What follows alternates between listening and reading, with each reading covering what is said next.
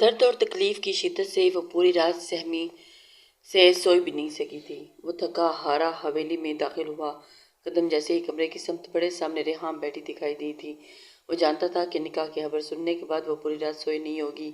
ہمیشہ خود کو تیار رکھنے والی وہ لڑکی آج سادہ سی ٹی شرٹ اور ٹراؤزر میں بکھرے بالوں اور سوجی ہوئی آنکھوں کے ساتھ بیٹھی تھی۔ بچپن سے وہ سنتی آئی تھی کہ معاذ کیسرانی صرف اس کا ہے، لیکن آج وہ کسی اور کا ہو چکا تھا۔ معاذ نے نظریں چرا کر کمرے کی طرف جانے لگا، مگر ریحام کی لرزتی آواز پر اس کے قدم آگے بڑھنے سے انکاری ہو گئے تھے۔ معاذ، بس، اب تم اس کے قریب نہیں جاؤ گے۔ ایک دفعہ بہت ہے، کیونکہ تم پر میرا حق ہے۔ وہ غصے اور بے بسی سے چیختی، تم سمجھنے کی کوشش کیوں نہیں کر رہی؟ یہ سب مجبوری میں کر رہا ہوں۔ میں اپنے ماں باپ کا اکلوتا بیٹا ہوں ریحام۔ اگر میری زندگی میری اپنی اولاد ہی نہیں ہوگی تو میری نسل آگے کیسے چلے گی؟ میں تم سے محبت نہیں کرتا، لیکن پھر بھی میں یہ سب کچھ تمہارے لیے ہی تو کر رہا ہوں، تاکہ ہمارے آنے والے کل مکمل ہو سکے۔ ریحام کی آنکھوں میں آنسو ٹپکنے لگے۔ وہ بھاری لہجے میں بولی، جب وہ لڑکی ماں بن جائے گی تب تم اس سے بچہ لے کر اسے طلاق دے دو گے اور مجھ سے شادی کر لو گے نا؟ وہ انگلیاں چٹکانے لگی اور اس کی نم آنکھوں اور لرزتی آواز کے باوجود معاذ نے کوئی جواب نہ دیا۔ خاموشی سے اس کی طرف ہوتا سیڑھیوں سے چڑھنے لگا تھا۔ پیچھے سے ریحام چیخ اٹھی تھی، معاذ، میری بات کا جواب دو، مجھے تم سے یوں نظر انداز نہیں کر سکتے۔ مگر وہ اپنی رفتار تیز کرتا سیدھا کمرے میں آیا تھا اور بستر پر گرتے ہی آنکھیں موند لی تھی۔ وہ تھوڑا سا آرام کرنا چاہتا تھا اور پوری رات نہیں سو سکا تھا۔ وہ شاور کے نیچے کھڑا تھا اور پانی کی دھاریں اس کے چہرے اور وجود پر گرتی جا رہی تھی۔ نہ چاہتے ہوئے بھی ذہن بار بار ریجا فروخ کے گرد گھومنے لگا۔ جیسے ہی اس نے آنکھیں موندی، ریجا کی چیخیں اور سسکیاں اس کے کانوں میں گونج اٹھی تھی۔ وہ لمحہ ایک اسیب کی طرح اس کے دل و دماغ پر چھایا ہوا تھا۔ پانی کی بوندیں اس کے چہرے سے بہہ رہی تھی، مگر اصل درد تو اس کی آنکھوں میں تھا۔ وہ جانتا تھا کہ اسے ایسا نہیں کرنا چاہیے تھا۔ ریجا معصوم تھی، بے بس تھی، اس کی قربت میں اتنا کھو چکا تھا کہ اسے ہوش ہی نہ رہا کہ وہ جانتا تھا کہ اس کے ساتھ نرمی اختیار کرنے کے بجائے بے رحمی اختیار کر گیا تھا۔ وہ باتھ گاؤن میں پہن کر باہر نکلا تھا، تولیے سے بالوں کو رگڑتا، تولیہ ایک طرف اچھال کر اپنی ساری سوچوں کو جھٹکتا وہ فریش ہو کر نیچے آیا تھا۔ حویلی کے سب لوگ ڈائننگ ٹیبل پر موجود تھے، سوائے ریحام کے۔ مراد کیسرانی نے سنجیدہ لہجے میں پوچھا، تم نے اس لڑکی سے کانٹریکٹ پیپرز پر سائن کروا لیے ہیں نا؟ یہ نہ ہو کہ وہ بچہ پیدا کرنے کے بعد اسی بنیاد پر ہمیں بلیک میل کرے۔ معاذ نے سر ہلایا، جی سب کر لیا ہے، آپ فکر نہ کریں۔ میں نے فارم ہاؤس پر سب نوکروں کو سمجھا دیا ہے کہ وہ اس کا خیال رکھیں۔ معاذ کے دادا مطمئن ہو کر کھانا کھانے میں مصروف ہو گئے تھے، جبکہ معاذ نے بے چینی سے پہلو بدلنا وہ نہ چاہتے ہوئے بھی فارم ہاؤس پر گزری رات کے بارے میں سوچنے لگا۔ کتنا سکون محسوس کیا تھا اس نے۔ اس سکون کو یاد کرتے وہ بے چین ہو رہا تھا۔ دل بار بار ریجا فروخ کی قربت کو مچلنے لگا تھا، لیکن وہ اپنی ساری سوچوں کو جھٹکتا تیار ہو کر حویلی سے نکل گیا تھا۔ ایک ہفتہ گزر گیا تھا، لیکن معاذ نے ریجا کے قریب آنا گوارا نہیں کیا۔ وہ روز نوکروں کو فون کر کے اس سے حیثیت دریافت کر لیتا، مگر دل کی بے چینی کم ہونے کی بجائے بڑھتی جا رہی تھی۔ بار بار دل چاہتا کہ سب کچھ چھوڑ چھاڑ کر وہ اس کے پاس چلا جائے، مگر ضد اور ضبط کے بوجھ تلے وہ خود کو مصروف رکھنے کی کوشش کرتا رہا۔ وہ حویلی آ گیا، مگر وہاں بھی دل کو سکون نہ ملا۔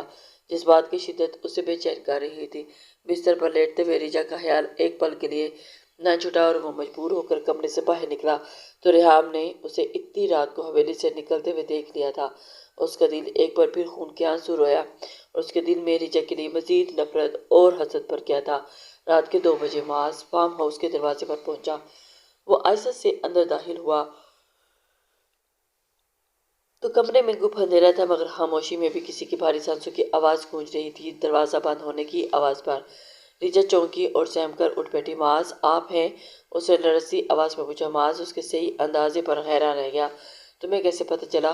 کمرے میں تو اندھیرا ہے۔ وہ آہستہ آہستہ بیڈ کے قریب آیا تھا اور شرٹ اتار کر ایک طرف رکھ دی۔ جی، آپ کے باڈی پرفیوم سے پہچان گئی ہوں میں، وہ دھیرے سے بولی تھی، اور پھر جھجکتے ہوئے کہا، میں قمیض اتار چکی ہوں، آپ آ جائیں بیڈ پر، میں تیار ہوں۔ اس کے لہجے کی کپکپاہٹ معاذ سے چھپی نہ رہ سکی اور وہ رک سا گیا تھا اور نرم لہجے میں بولا، نہیں، تم میری کمر دبا دو، حویلی سے آتے آتے تھک گیا ہوں، بدن ریلیکس ہوگا تو ہی تمہارے قریب آ سکوں گا۔ ایک ہفتے سے جو بے چینی اس کے وجود میں سرایت کر گئی تھی، اب اس بے چینی کا نام اور نشان تک نہ تھا۔ جی، میں دبا دیتی ہوں، وہ دھیرے سے بولی اور جھجکتے ہوئے اوپر بیٹھ کر اس کی کمر دبانے لگی۔ کافی دیر تک وہ یوں ہی اس کی کمر دباتی رہی۔ معاذ نے پلٹ کر سیدھا ہونا چاہا تو رجا لڑک کر براہ راست اس کے اوپر جا گری تھی۔ وہ لمحہ دونوں کے لیے عجیب سا تھا۔ سانسوں کی تیز دھڑکنیں ایک دوسرے کے وجود میں گھلنے لگی۔ کمرے کی فضا خاموش فضا ان کے قریب آتی سانسوں سے بھر گئی تھی۔ معاذ نے نیم مدہوشی سے پوچھا، تمہیں یہاں ڈر تو نہیں لگتا؟ نہیں، میں ٹھیک ہوں، رجا نے بمشکل کہا تھا، اور اس کی اتنی نزدیکی پر رجا کی دھڑکنیں تیز ہو گئی تھیں۔ معاذ نے اس کی کمر کو مضبوطی سے پکڑا تو وہ کانپنے لگی تھی اور اس کے چہرے پر انگلیاں ٹریس کرتے بولا تھا، پہلی دفعہ جب تم میرے قریب آئی تھی تو بہت روئی تھی، لیکن اس کے لیے میں تم سے معافی چاہتا ہوں۔ اس وقت مجھے اپنا ہوش نہیں تھا، تھوڑی زیادہ سختی کر گیا تھا۔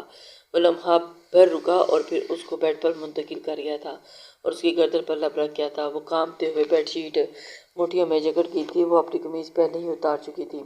وہ اپنی بات جاری رکھتا ہوا بولا، لیکن آج میں کوشش کروں گا کہ تمہیں زیادہ تکلیف نہ ہو۔ یہ کہہ کر وہ دھیرے دھیرے اس پر جھکنے لگا تھا اور رجا کے وجود کو اپنی گرفت میں لے گیا تھا۔ معاذ، آہستہ کریں پلیز، مجھے درد ہو رہا ہے، وہ اکھڑتی سانسوں کے درمیان بولی تھی، لیکن وہ تو اتنا مدہوش تھا کہ اسے رجا کی کانپتی آواز اور اکھڑتی سانسوں تک سنائی نہیں دے رہی تھی۔ کافی دیر بعد وہ تولی سے پسینہ پہنچتا ہوا اس سے دور ہوا اور بستر پر پرسکون سے آنکھیں بند کرتا سونے کی کوشش کرنے لگا تھا، لیکن رجا کی حالت ٹھیک نہیں تھی۔ وہ اب بھی ہولے ہولے کانپ رہی تھی، پورے وجود میں درد سرایت کر چکا تھا۔ وہ سونے کی کوشش کرنے لگی لیکن سو نہ سکی۔ پھر اچانک معاذ نے اسے اپنی طرف کھینچ کر باہوں میں بھر لیا اور وہ بھی سکون محسوس کرتی اس کے سینے میں منہ چھپا گئی تھی۔ کیا ہوا؟ کیوں رو رہی ہو؟ درد زیادہ ہو رہا ہے؟ وہ ایک ہی سانس میں اتنے سارے سوال کر گیا تھا۔ جی، تھوڑا سا درد ہو رہا ہے، وہ اس کی ناک ٹیپ کو چومتے ہوئے اس کے لمس پر معاذ کے سینے میں ہی چھپنے لگی تھی، اور رجا کی اس حرکت پر معاذ کے لب مسکراہٹ میں ڈھلے اور پھر وہ سکون سے آنکھیں موند گیا تھا۔ صبح کی نرم کرنیں کھڑکی سے چھن چھن کر اندر آ رہی تھی۔ معاذ جیسے ہی جاگا تو آنکھیں مسلنے لگا تھا۔ آج وہ بہت زیادہ سو گیا تھا، عموماً 8 بجے اٹھ جاتا تھا، آج دوپہر کے 12 بج رہے تھے۔ نظریں ساتھ سوئے ہوئے وجود پر پڑی تو دل تیزی سے دھڑکنے لگا تھا۔ اس پل وہ حیران رہ گیا کہ کوئی اتنا حسین بھی ہو سکتا ہے۔ نہ چاہتے ہوئے بھی وہ پل حرکت نہ کر سکا اور لمبے لمبے گھنے اور سیاہ ریشم بال سلکی اس کی کمر سے نیچے گر رہے تھے، جن پر روشنی پڑ کر مزید چمک بڑھا رہے تھے۔ وہ پرسکون نیند میں بھی اس کے بازو پر سر رکھے سو رہی تھی۔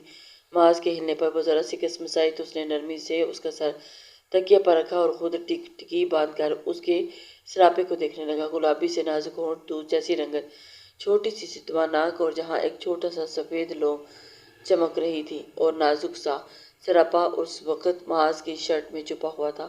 ماتھے پر ہلکے ہلکے پسینے کے قطرے اسے اور بھی دلکش بنا رہے تھے۔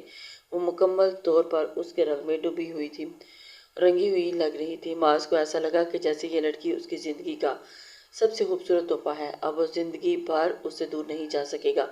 محبت نے پہلی ہی نظر میں اس کے دل پر دستک دے دی تھی۔ وہ بہت ہی پیار سے اس کے لبوں پر جھکا تھا اور ہلکے سے اس کے ہونٹوں پر ہونٹ رکھ گیا تھا۔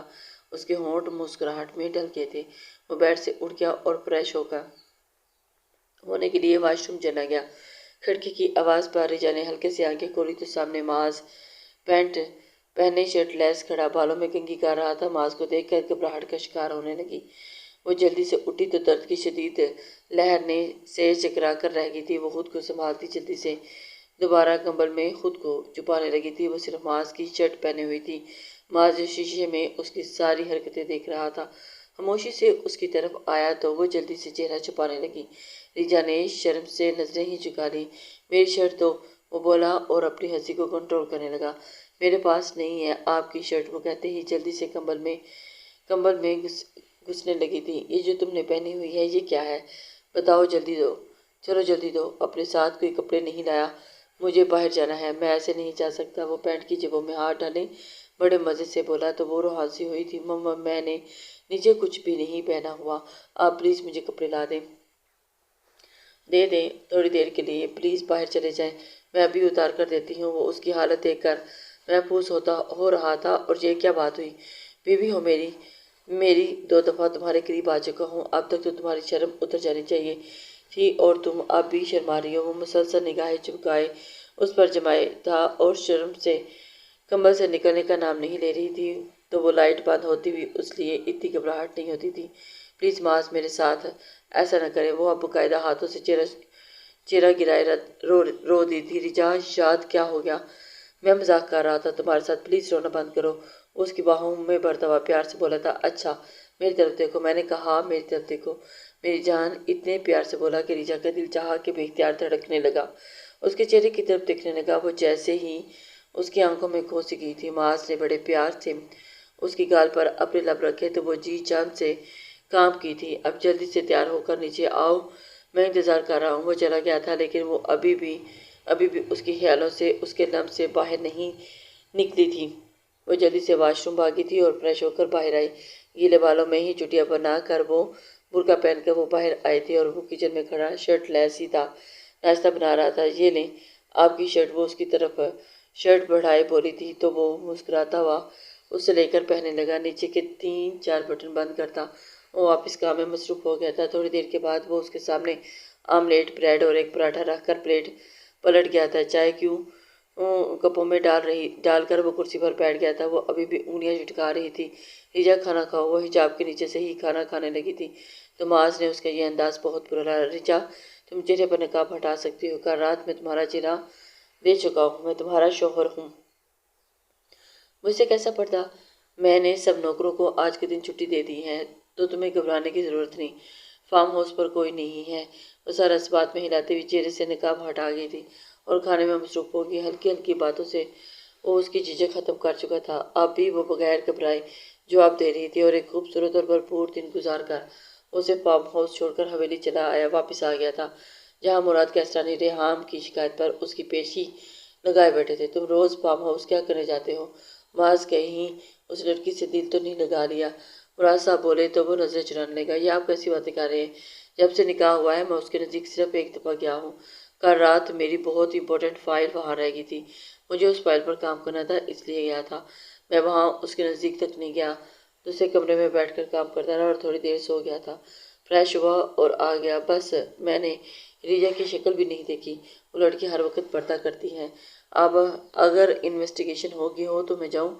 वो रेहाम की तरफ पलटकर दांत जमाए बोला था। नानू, ये झूठ बोल रहा है। कल रात 1 बजे ये हवेली से चला गया था। वो उससे चीखी। रेहाम, तुम्हें समझ क्यों नहीं आती? मुझे उस लड़की के करीब जाने का कोई शौक नहीं, मजबूरी में गया था। अब अगर तुमने मुझसे इस तरह की बदतमीजी से बात की तो रेहाम, कसम खाता हूँ तुमसे कभी शादी नहीं करूँगा। मैं तुम्हारी बदतमीजी बर्दाश्त कर जाता हूँ तो इसका मतलब ये नहीं कि तुम कुछ भी बोलो। वो गुस्से में बोला। अच्छा नमाज, गुस्सा मत करो। वो तुम उसके नज़दीक रोज़ नहीं जाओगे। वो उसके शर्ट के बटन से खेलने लगी। माज का सब्र जवाब दे गया था। वो ठंडी सांस खारिज करता हुआ बोला। अच्छा, अगर उसके करीब नहीं जाऊंगा तो बच्चा आसमान से टपकेगा। रेहाम, तुम में अक्ल है या नहीं? इस तरह तो वो पूरी जिंदगी रेहाम फार्म हाउस में बैठी रहेगी और होगी फिर हमारी शादी। उसके नज़दीक जाऊंगा तो रेहाम तो बच्चा होगा। तुम्हें ये कड़वा खून पीना होगा, वरना इस तरह रोज़ मेरी शिकायतें दादी के सामने करती रही तो अपने लिए कोई और ही लड़का ढूंढ लो। फिर मुझे शादी नहीं करनी तुमसे। रेहाम वो 2 टोक पार करता हुआ वहां से निकल गया था, जबकि वो आंखों में आंसू लिए माज को दूर जाता देखती रही। काश वो एक्सीडेंट ना होता तो आज वो माँ बन सकती थी। माज को वो सारी खुशियाँ दे सकती थी जिसका वो हकदार था। तुम परेशान ना हो रेहाम, देखना वो तुमसे ही शादी करेगा। फिक्र न करो, बल्कि सब्र करो। वो सब तुम्हारे लिए ही तो कर रहा है। मुराद कैसरानी उसे समझाया तो इस बात में सर हिलाती हुई खामोश हो गई थी। अब वो हवेली में कम आता था, फार्म हाउस पर ही रहता था। रिजा जो उसके सामने आने से कतराती थी, आहिस्ता आहिस्ता झिझक खत्म हो गई थी। वो ऑफिस से सीधा फार्म हाउस आता था। कभी डिनर करने बाहर चले जाते तो कभी शॉपिंग पर चले जाते और उसका ख्याल रखने की पूरी कोशिश करता था। उसकी शादी को 2 महीने हो गए थे। वो प्रेग्नेंट थी। माज उसे खुश रखने की कोशिश करने लगा था। वो कोशिश करता और रिजा को किसी किस्म की तकलीफ ना हो। उसके खाने पीने का ख्याल रखता, वक्त पर दवाइयाँ देता। वो चाहता था कि कुछ महीने रिजा के साथ वो अपनी पूरी ज़िंदगी जी ले और उसके बाद उनकी शादी ख़त्म हो जाती। जबकि रिजा इसी चीज़ को घंटों बैठकर सोचती थी, यहाँ तक कि जाने के बाद न जाने उसकी ज़िंदगी कैसी हो जाएगी। 70 लाख में वो खुद को कॉन्ट्रैक्ट मैरिज के नाम पर बेच चुकी थी। ان کچھ مہینوں کے بعد وہ ناپاک ہو جائے گی اور نہ ہی اس کے پاس کوئی ایسا بچے گا کہ وہ اپنے دوسرے شوہر کو کچھ دے سکے گی۔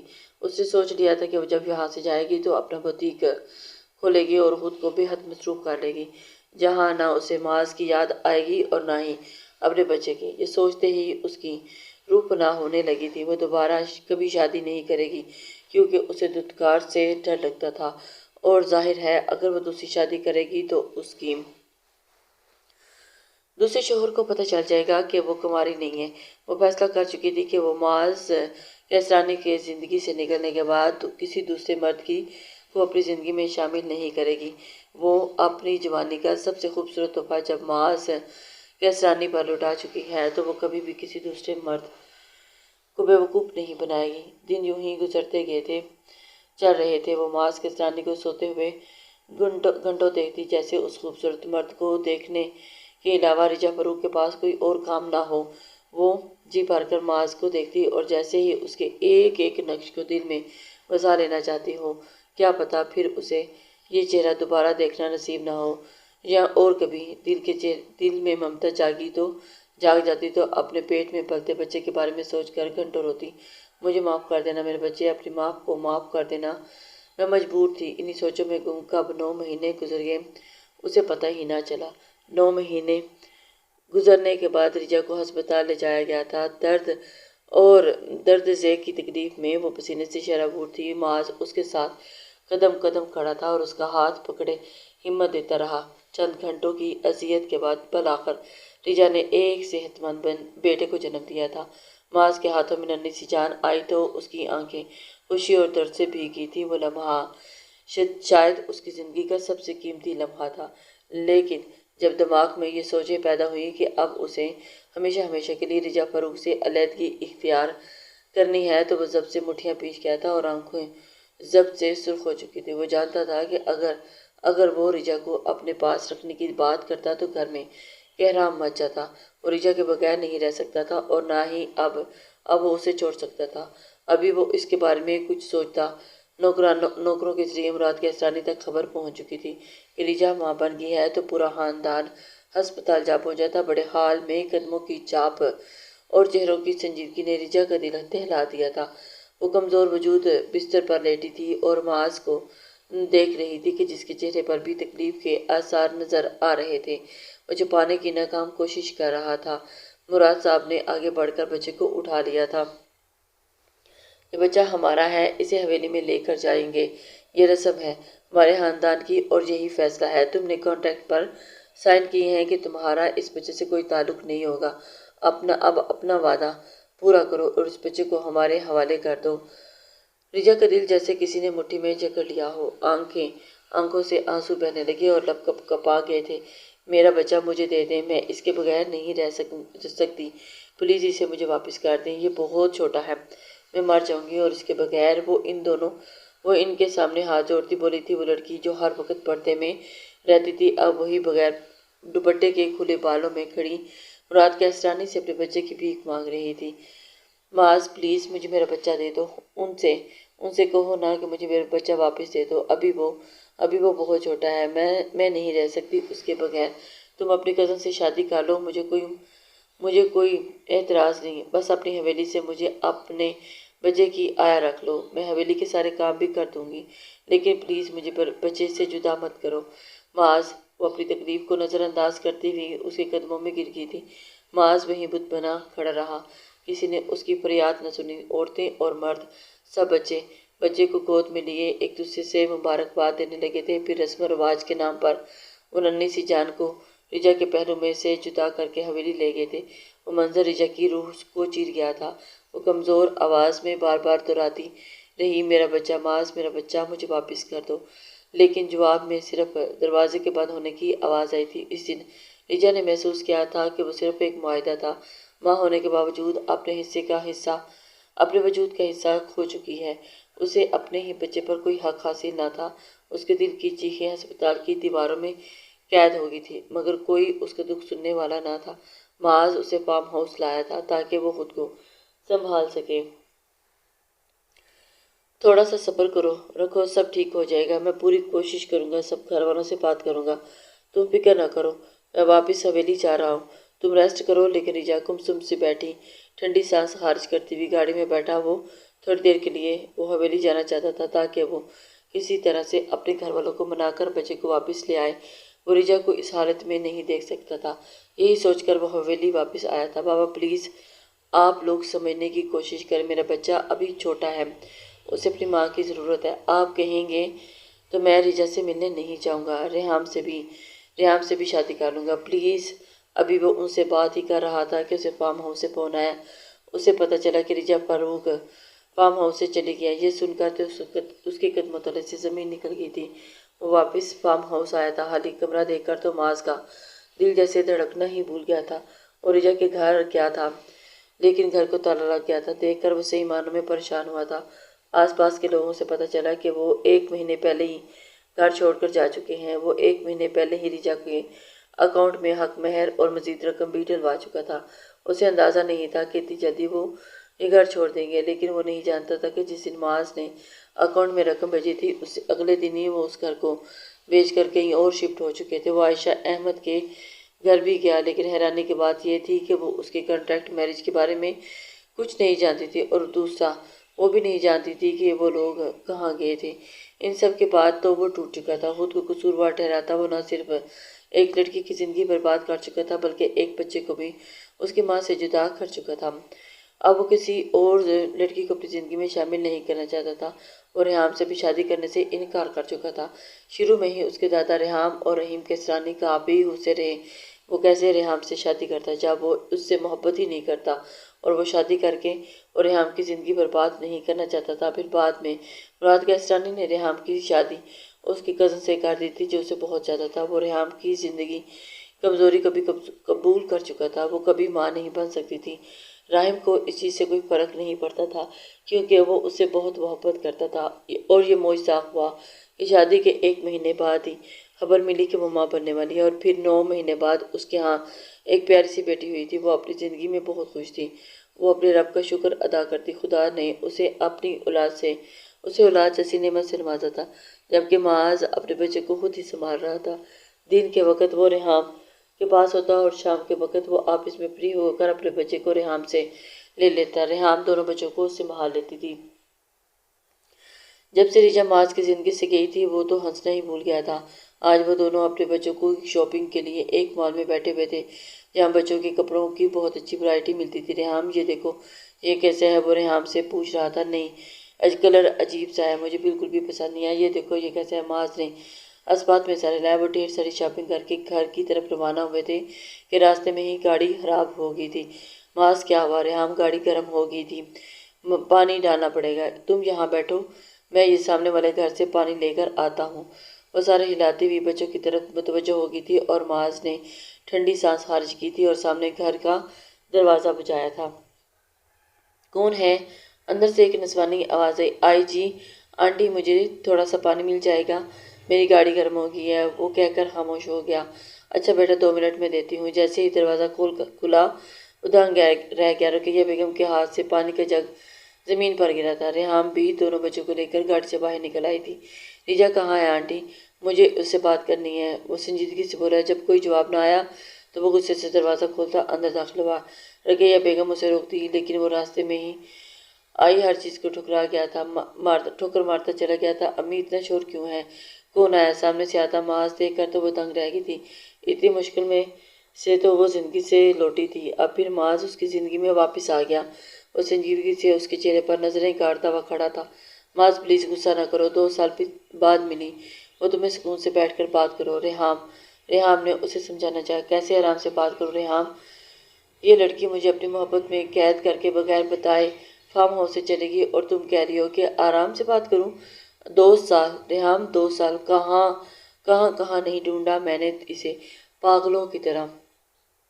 ریحام جو اس لڑکی سے پیار کر بیٹھا تھا اور پھر بیٹھا لب پیچ گیا تھا، اور سامنے کھڑی لڑکی زلزلوں کی زد میں آ گئی تھی۔